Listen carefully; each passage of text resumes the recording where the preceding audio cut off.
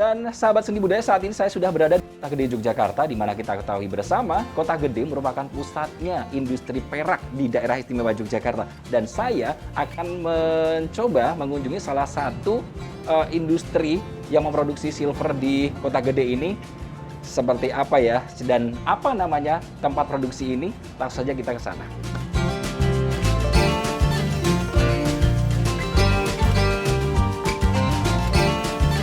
Ya sahabat seni dan budaya, sepertinya ini saya sudah sampai di ruang produksi dari Salim Silver, karena di sini bisa kita lihat banyak sekali atau ada beberapa karyawan yang sedang melakukan sesuatu, ada yang mungkin ini melakukan peleburan seperti itu, dan ada juga yang seperti memahat seperti itu. Dan kalau tidak tanya begitu ya sahabat seni dan budaya, sebenarnya kita tidak tahu sebenarnya aktivitas mereka di sini ngapain aja sih seperti itu. Dan untuk lebih jelasnya kita akan tanya langsung ke ownernya saja ya. Yuk.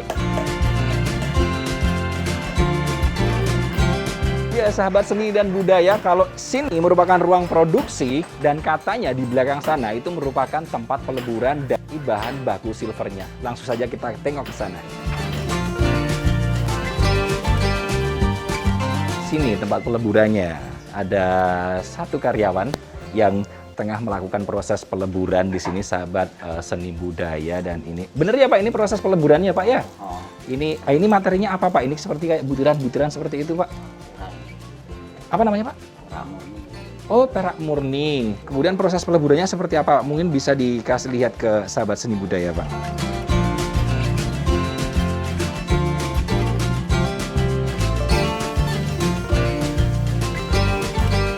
Nah, ini sekarang baru dimulai proses peleburannya. Ini bentuknya butiran-butiran seperti itu, sahabat seni budaya. Ini murni, perak murni. Tadi disampaikan oleh bapaknya, ini merupakan perak murni. Itu bentuknya butiran-butiran dan nanti dilebur akan menjadi seperti liquid seperti itu ya, semacam itu. Berapa lama prosesnya ini Pak ya? 15 menit. Selama 15 menit itu baru bisa diproses untuk selanjutnya ya Pak ya. Setelah nanti sudah 15 menit itu nanti diprosesnya seperti apa? Dibikin seperti batangan silver gitu ya, batangan perak seperti itu. Nah, ini membutuhkan waktu 15 menit ya sahabat seni budaya. Kalau ini biasanya Pak, ada nggak sih Pak semacam kendala dalam proses peleburan seperti ini? Apa mungkin dibutuhkan apa? Kesabarankah gitu? Gimana Pak? Ketenangan. Karena jarak antara titik api sama objek yang dilebur atau peraknya sendiri, jaraknya selalu diatur seperti ini Pak. Untuk menentukan titik panasnya seperti itu ya. Nah, ini udah mau selesai ini, sahabat seni budaya. Ini udah mau selesai, tinggal akan dituang dalam cetakan ini, nanti bentuknya menjadi sebuah batangan perak seperti itu. Nah, ini prosesnya sudah dimulai, dituang ke dalam cetakan begitu, sambil api ini tetap terus.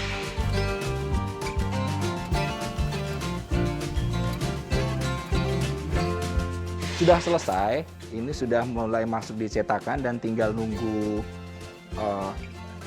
jadi gitu aja. Nah, ini langsung dimasukin ke air begitu ya sahabat seni budaya. Ya, ini prosesnya setelah tadi dilebur kemudian dijadiin batangan seperti itu, dimasukkan ke air ya Pak ya? Oh, air keras, bukan sembarang air ya di sini ya sahabat seni budaya, karena ini air keras seperti itu. Nah, hasilnya seperti ini. Udah panas nggak Pak?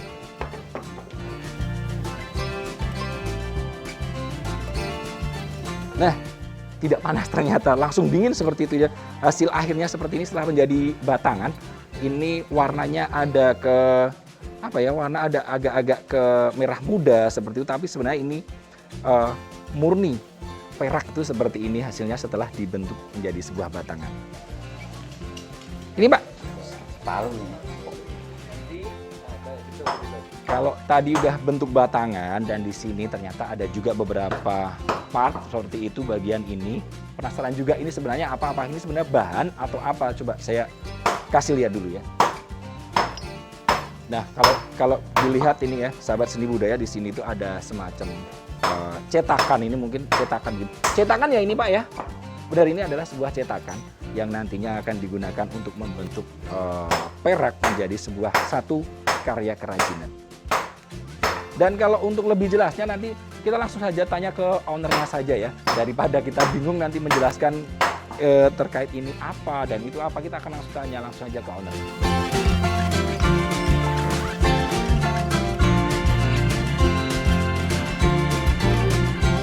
Assalamualaikum. Waalaikumsalam. Dengan Pak Priyo benar. Betul. Saya Edi Pak dari Jelajah Hiduka. Oh iya. Jadi tadi saya udah jalan-jalan. Mohon maaf ini tadi saya udah jalan-jalan duluan ini Pak.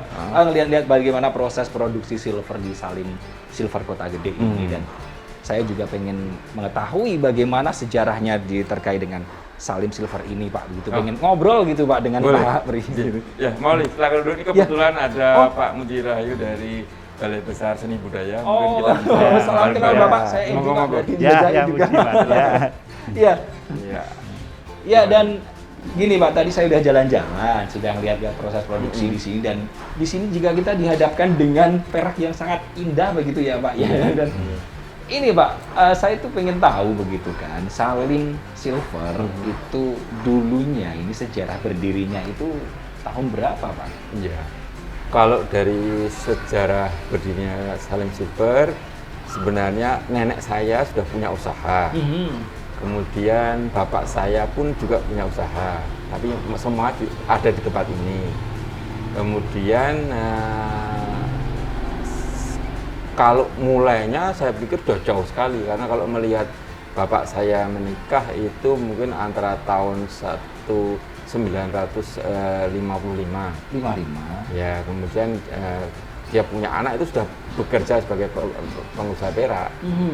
Tapi kalau dia cerita ke saya, bahkan dia pernah bercerita dia bekerja di sini itu ketika ada kontrol dari orang Belanda yang zaman Doornstraat itu, itu zaman clash ya, perang clash itu artinya tahun 48. Itu bapak saya sedang bekerja di bengkel, itu ada orang Belanda lewat melihat, itu menggambarkan bahwa mungkin ya tahun 48 sudah ada intinya perusahaan ini. Tapi kemudian berjalan orang tua saya dan kemudian saya lanjutkan pada tahun 90-an itu saya mulai, kalau saya mulainya 88 mungkin ya, antara 88 sampai 90 itu baru mulai, kemudian secara hukum saya bentuk menjadi CV. Dari CV itu sekitar tahun 90-an ya. Kalau mohon maaf ini Pak, kalau boleh tahu begitu, kalau untuk Pak Priyo sendiri itu karena ini kan usaha turun temurun ya Pak, kalau untuk Bapak sendiri ini untuk usaha ini yang dari putra yang keberapa begitu Pak? Oh iya, kebetulan kalau saya nomor 3. Nomor 3 gitu. Dan masih ada 3. Dulu usahanya di sini seperti ini juga. Yang sulung kebetulan jadi guru seni. Yang nomor 2 perempuan ikut suaminya di Jambi. Ya, kemudian saya yang ketiga ini yang melanjutkan, dan beberapa saat dulu ada 3 adik ini semua juga ikut saya semua, tapi kemudian mereka sudah mendirikan usaha sendiri-sendiri. Sampai sekarang? Ya, yang 2 di perak dan satunya di logam, satunya lagi di bidang yang lain ikut suaminya. Gitu. Tapi yang ada di sini, yang mengembangkan di sini saya sendiri. Jadi bisa dibilang Salim Silver Kota Gede ini bisa dibilang menjadi salah satu juga tempat produksi silver yang bisa dibilang sebagai penggerak pertama juga barengan dengan produksi tempat-tempat produksi yang lain begitu Pak ya? Bukan yang pertama, tetapi setidaknya kami sudah punya sejarah panjang juga. Gitu. Ya. Nah, kalau produknya sendiri Pak yang diproduksi di Salim Silver ini apa saja Pak? Nah, kebetulan kalau zaman orang tua saya dulu, mereka memproduksinya miniatur. Miniatur. Nah, kemudian ketika saya masuk untuk mulai mengelola ini, saya berpikir bahwa kelemahan orang tua saya dulu banyak ditiru orang sekitar kiri kanan perusahaan lain, dan kemudian ketika ditiru itu tidak bisa menjual produknya lagi, maka saya berpikir bagaimana saya mempunyai produk yang sulit untuk ditiru orang lain. Andai kata bisa ditiru, saya bisa berubah desain secara cepat, dan juga saat itu ketika saya mulai usaha itu modal kami kecil sekali, sehingga saya memilih perhiasan. Perhiasan. Jadi saya memiliki penekanan pada perhiasan. Lebih fokusnya ke Lebih perhiasan pada seperti itu perhiasan. Pak ya. Berarti untuk miniatur sendiri sudah tidak diproduksi atau seperti apa Pak untuk sekarang? Miniatur itu diproduksi andai kata ada order saja. Hanya kalau Ya, ada pesanan betul, baru ya. diproduksi seperti itu. Tapi secara budaya, saya punya sebuah cita-cita atau visi, yaitu bahwa di kota gede itu paling terkenal adalah seni ukirnya. Seni ukir Seni perak. ukir peraknya itu salah satu teknik yang ada di kota gede, itu menurut cerita sudah ada sejak tahun-tahun dahulu, walaupun kalau dikatakan sejak Senopati kita tidak punya bukti ya. Iya. Tapi secara bukti nyata yang saya pernah lihat itu zaman HB8 kita bisa melihat ukiran-ukiran perak yang dibikin oleh orang kota gede. Jadi dan kemudian dari situlah saya ingin mengembangkan desain-desain perhiasan yang dikerjakan dengan seni ukir perak. Karena roh dari kota gede ini seni ukirnya itu. Seni ukirnya. Seni ukirnya, jangan sampai seni ukirnya itu hilang. Karena kalau seni ukirnya itu hilang, nanti kota gede hanya bisa berwujud sentral industri perak sama dengan daerah-daerah lain gitu. Maksudnya tidak ada pembeda dengan Tidak ada daerah lain pembeda ketika dengan daerah lain. Tadi apa namanya Pak? Seni ukir perak. Seni ukir perak Iya. itu tidak dipertahankan di sini. Tidak Hanya dipertahankan sekedar dan tidak produksi dikembangkan, betul. perak saja begitu akan Ya, sama dengan daerah lain begitu seperti ya Pak? cincin kawin, Iya. seperti produk-produk lain itu bisa dikerjakan tanpa seni ukir perak. Dan seni ukir perak itu akan hilang kalau tidak kita kembangkan. Begitu. Benar-benar juga kan. Kalau tadi disampaikan lebih fokus kepada perhiasan seperti itu Pak, mungkin bisa dikasih contoh ke sahabat seni budaya begitu Pak ya. Perhiasan jenis apa saja mungkin yang diproduksi di sini? Kalau perhiasan tentu saja banyak sekali ya, dari anting-anting, pendan atau cincin atau gelang atau segala macam perhiasan. Yang perhiasan, kalau hiasan interior juga sesekali kita bikin, tetapi tidak menjadi core tujuan kami. Bukan menjadi Ya. fokus begitu. Tidak menjadi Kalau- fokus jadi, produksi kalau kami. itu juga maksudnya perhiasan interior itu juga diproduksi by order juga Pak. Iya. Seperti itu. Betul, iya. Kalau selama ini kan sudah bisa dibilang dari tahun 80 45 bahkan 45 Iya. 1945 48 begitu ya Pak ya, udah berapa puluh tahun itu. Sebenarnya ketika Bapak sudah mulai memegang apa namanya usaha ini seperti itu Pak, sebenarnya ada kendala tersendiri nggak sih Pak? Ya, tentu saja di semua bidang ada kendalanya, tapi juga merupakan tantangan yang menarik. Dari saya pikir kendalanya tentu saja misalnya dari sisi teknik ya. Teknik itu bagaimana kita mendidik karyawan untuk bisa menguasai teknik yang untuk memproduksi perhiasan. Itu kan butuh suatu cara agar seseorang bisa menguasai skill itu. Nah, kalau tadi saya lihat ini kan sudah ada banyak sekali juga karyawannya begitu Pak ya. Nah, ini apakah ini memang direkrut dari warga sekitar saja atau dari daerah lain juga Pak? Ada yang dari daerah lain. Ada daerah lain juga. Biasanya kalau ketika kami butuh gitu, biasanya kami bilang pada karyawan kita ingin menambah karyawan, dan biasanya dari karyawan mereka mengajak tetangganya atau temannya iya. untuk masuk untuk kita training. Sehingga dengan begitu kita juga lebih terpercaya, dan kemudian kalau dari teman yang dikenal akan dididik oleh yang membawa itu dengan lebih baik.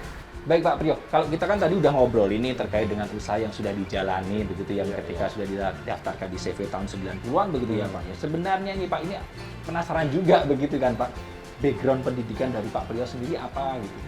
Kebetulan saya lulus dari Fakultas Geografi tahun 1987.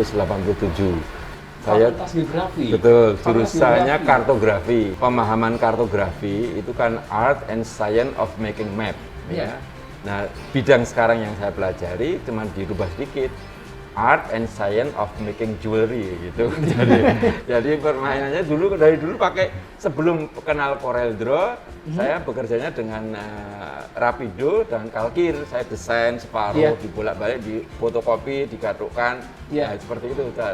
Jadi seperti ada kaitannya sebenarnya. Tapi bisa dibilang ini kan ini juga Pak, bisa dibilang sangat jauh begitu dari Betul, background betul. pendidikan Bapak. Bagaimana kemarin Bapak bisa akhirnya bertekad begitu, oke lah aku akan usaha ini begitu. Ya. Seperti apa Pak?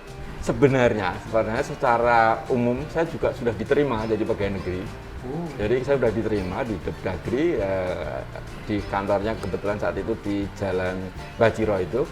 Tapi saya tinggal menandatangani untuk penempatan kerja, itu saya minta restu orang tua, tapi orang tua mengatakan kalau bisa lebih baik mengembangkan usaha ini. Nah, saya sebagai seorang muslim tentu saya berpikir bahwa yang namanya doa restu orang tua itu sangat berperan dalam kehidupan kita. Saat itu saya mengatakan oke lah, ini harus saya jalani. Itu yang pertama. Yang kedua tentu saja saya melihat dengan nyata bahwa di kota gede zaman tahun 87 itu jarang sekali ada sebuah perusahaan yang dikelola oleh lulusan perguruan tinggi. Pengertian saya, lulusan perguruan tinggi tentu saja punya pemikiran yang lebih rasional sehingga bisa punya kemampuan untuk mengembangkan bisnisnya. Dari sisi kami. Dari sisi luar, saya melihat di kota gede sendiri saat itu tidak ada orang yang berani membuat desain-desain baru.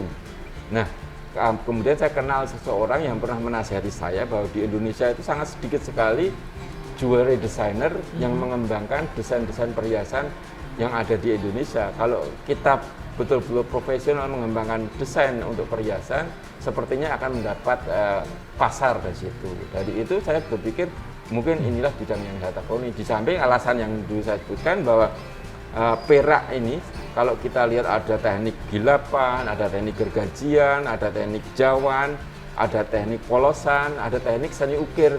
Nah, seni ukir perak ini merupakan satu-satunya teknik yang ada di kota gede yang menurut cerita sudah ada sejak zaman lama, dan itu akan menjadi punah karena penerapan seni ukir perak ini pada silver table seperti pada tea set, coffee set. Sekarang dengan adanya pergerakan zaman menjadi tidak ada order seperti itu. Artinya seni ukir perak ini akan hilang. Jadi kalau tidak kita kembangkan seni ukir perak ini dalam bidang perhiasan, dia akan menjadi barang punah di kota gede.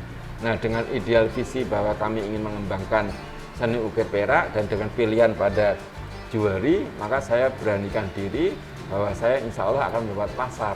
Dan kebetulan memang saat itu, kebetulan sekali semua diatur oleh Tuhan, bahwa ada customer dari Amerika yang membutuhkan suatu produk yang berbeda dengan Bali dan pasarnya adalah di museum-museum di Amerika.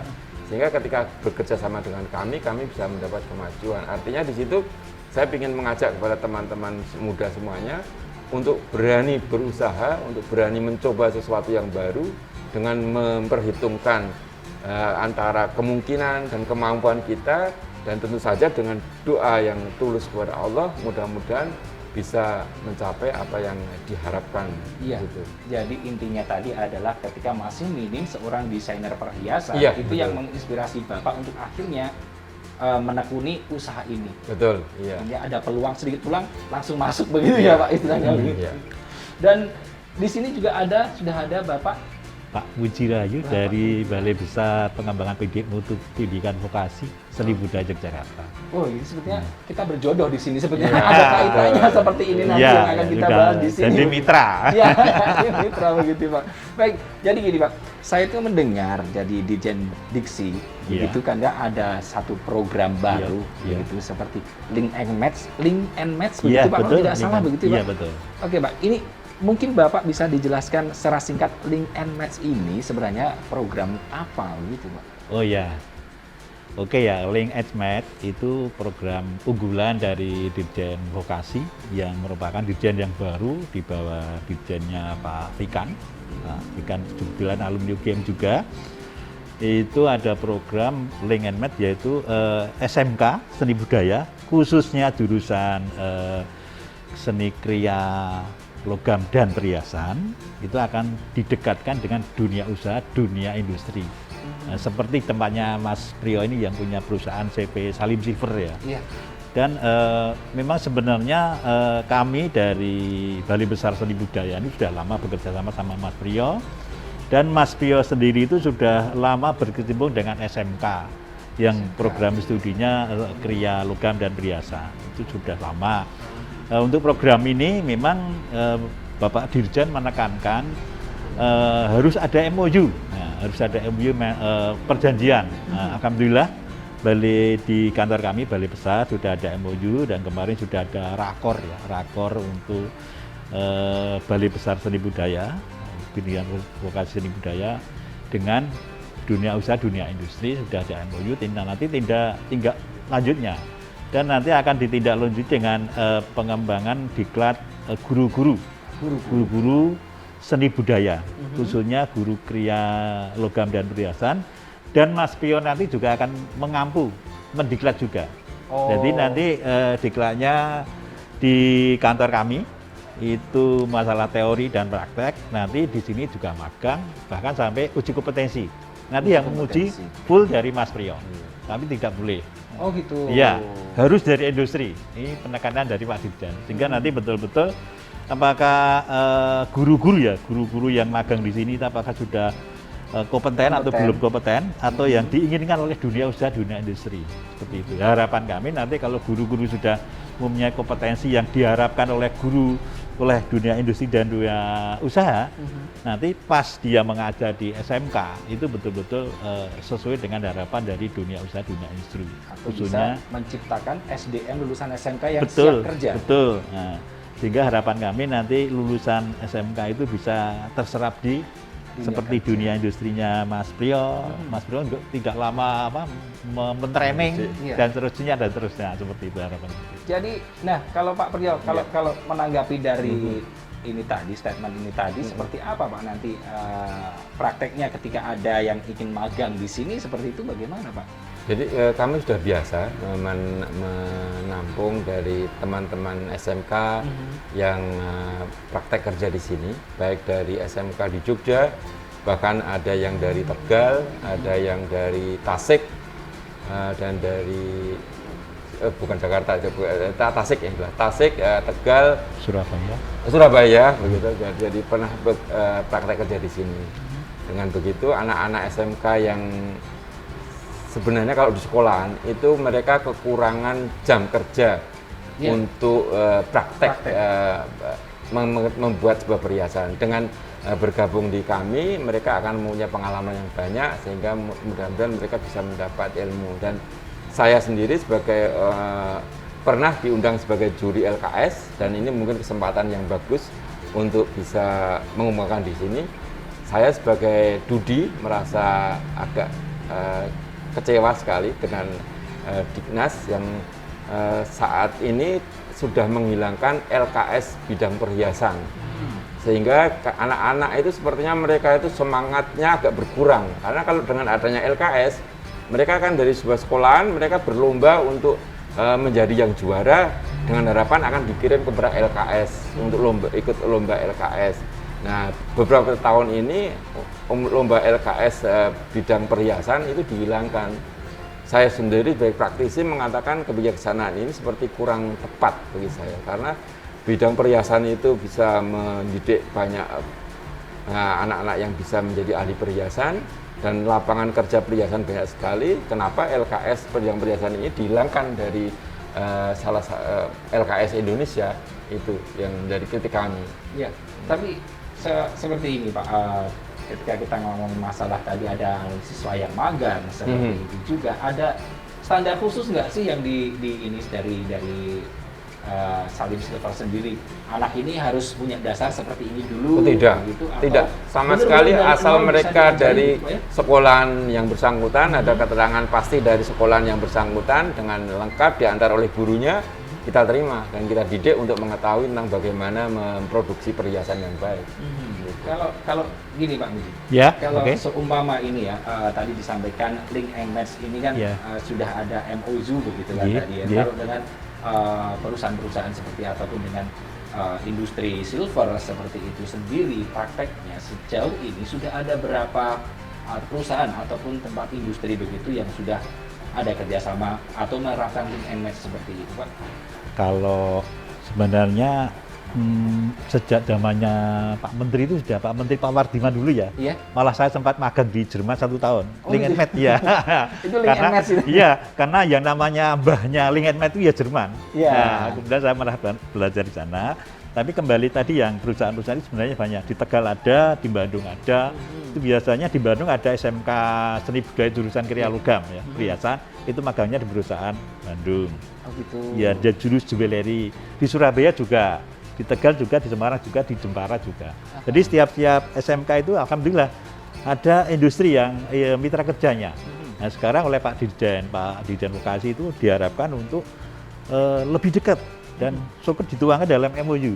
Syukur nanti industri itu bisa menyerap lulusan SMK. Iya. Ya, kalau minimal bisa ikut tes di ada formasi ya, harapan seperti itu. Iya. Jangan nanti dia itu bekerja terus terinspirasi bisa menjadi jiwa entrepreneur, bisa mandiri. Harapan seperti itu ya. Seperti itu ya. Jadi memang sangat perlu dekat ya sekolah seperti itu. Dan tadi yang menyambung LKS ya. Iya. LKS itu lomba kompetensi siswa Iya. yang dulu di eranya Pak Direktur SMK itu sudah itu sangat perlu dikalikan. Karena kan merupakan ujuk kompetensi setiap tahunnya dan itu biasanya levelnya tingkat provinsi, tingkat nasional bahkan tingkat dunia. Mas Pri itu pernah jadi juru tingkat dunia 2 kali ya Pak, Tingkat di Jerman dunia. sama Di Abu Dhabi. Brasil sama Abu Dhabi. Oh, Brasil. Iya. Nah, sekarang mah dihapus. Oh gitu. Padahal saat LKS itu dunia usia, dunia industri itu datang, diundang. Iya. Oh tahu, oh begitu. Oh saya nanti milih itu ya Pak Muji.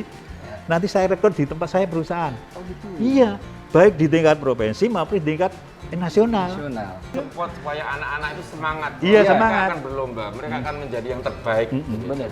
Tapi setelah mereka semangat, intinya adalah jiwa entrepreneurnya akan Betul. muncul untuk akhirnya Betul. berani melakukan sebuah terobosan. Iya, begitu, iya, Pak, iya, ya, untuk betul. berani membuka sebuah usaha sendiri di Iya. bidangnya. Iya. Itu seperti yang Pak Priyo lakukan meskipun basic pendidikannya tidak sesuai, tapi bisa sukses dengan usaha silvernya seperti itu. Pak.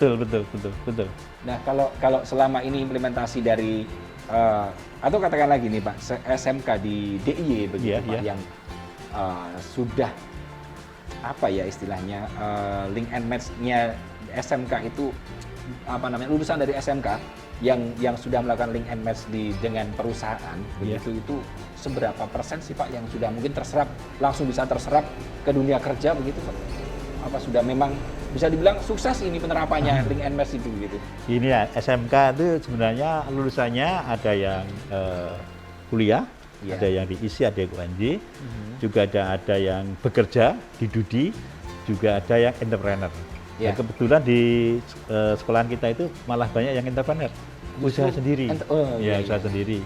Nah, nanti kalau misalkan yang bekerja itu yang melanjutkan ya, itu ya 30%. Nanti yang bekerja itu ya 30% yang mandiri sekitar 30%.